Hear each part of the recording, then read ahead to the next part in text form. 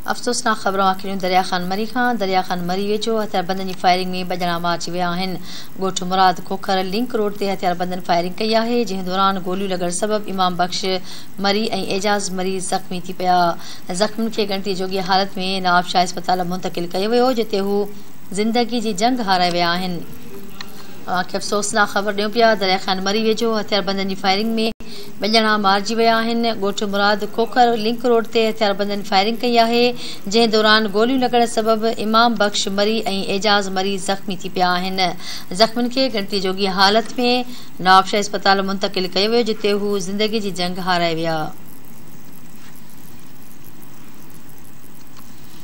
अफ़सोसनाक ख़बर वाक़िअ पिया दरिया ख़ान मरी वेझो हथियारबंदनि जी फायरिंग में ॿ ॼणा मारिजी विया आहिनि। ॻोठ मुराद खोखर लिंक रोड ते हथियारबंदनि फायरिंग कई आहे, जंहिं दौरान गोलियूं लॻण सबबि इमाम बख़्श मरी ऐं एजाज़ मरी ज़ख़्मी थी पिया। ज़ख़्मियुनि खे गिणती जोगी हालत में नवाब शाह अस्पताल मुंतक़िल कयो वियो, जिते हू ज़िंदगी जी जंग हाराए विया। दरिया ख़ान मरी वेझो हथियारबंदनि जी फायरिंग में ॿ ॼणा मारिजी विया आहिनि। ॻोठ मुराद खोखर लिंक रोड ते हथियारबंदनि फायरिंग कई आहे, जंहिं दौरान गोलियूं लॻण सबबि इमाम बख़्श मरी ऐं एजाज़ मरी ज़ख़्मी थी पिया। ज़ख़्मियुनि खे गिणती जोगी हालत में नवाब शाह अस्पताल मुंतक़िल कयो वियो, जिते हू ज़िंदगी जी जंग हाराए विया आहिनि।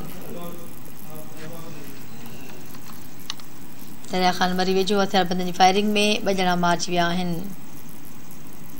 आगाह कंदा हलूं ॻोठ मुराद खोखर लिंक रोड ते हथियारबंदनि फायरिंग कई आहे, जंहिं दौरान गोलियूं लॻण सबबि इमाम बख़्श मरी ऐं एजाज़ मरी ज़ख़्मी थी पिया हुआ।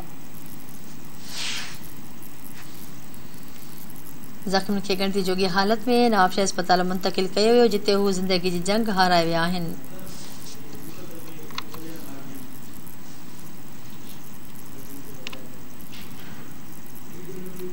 नाज़रीन अफ़सोसनाक ख़बर बाबति तव्हांखे आगाह कयूं पिया दरिया ख़ान मरी वेझो हथियारबंदनि जी फायरिंग में ॿ ॼणा मारिजी विया आहिनि। ॻोठ मुराद खोखर लिंक रोड ते हथियारबंदनि फायरिंग कई आहे, जंहिं दौरान गोलियूं लॻण सबबि इमाम बख़्श मरी ऐं एजाज़ मरी ज़ख़्मी थी पिया हुआ। ज़ख़्मियुनि खे गिणती जोगी हालत में नवाब शाह अस्पताल मुंतक़िल कयो वियो, जिते हू ज़िंदगी जी जंग हाराए विया। दरिया ख़ान मरी खां धरती टीवी न्यूज़ जो रिपोर्टर अरबाब मरी लाइन ते मौजूदु आहे। जी अरबाब, ॿिया कहिड़ा तफ़सील आहिनि? जी दरिया ख़ान मरी भरिसां ॻोठ मुराद खोखर वटि लिंक रोड ते मोटरसाइकिल सवार हथियारबंदनि दरिया ख़ान मरी खां ॻोठ आजी मोटर मरी ईंदड़ मोटरसाइकिल सवारनि मथां फायरिंग करे ॾिनी, जंहिंमें ॿ ॼणा मारिजी विया आहिनि।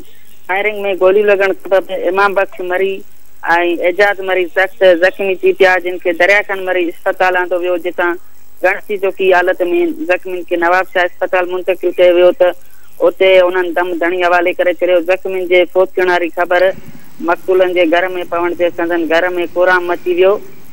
लिंक रोड ते ताड़ में वेठल मोटरसाइकिल सवार हथियारबंदनि इमाम बख़्श मरी ऐं एजाज़ मरी ते हमलो करे ॾिनो, जिन मुसाफ़िर बस में पनाह वरिती त हथियारबंदनि बस खे बीहारे नौजवाननि मथां फायरिंग करे फरार थी विया, जंहिंमें हू सख़्त ज़ख़्मी थी पिया।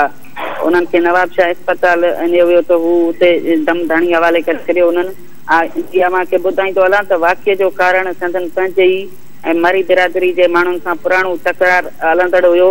5 साल अॻु 14 वरनि जे नीगर गुलाम कादिर मरी जो लाश केलनि जे बाग़ मां हथायो हुयो।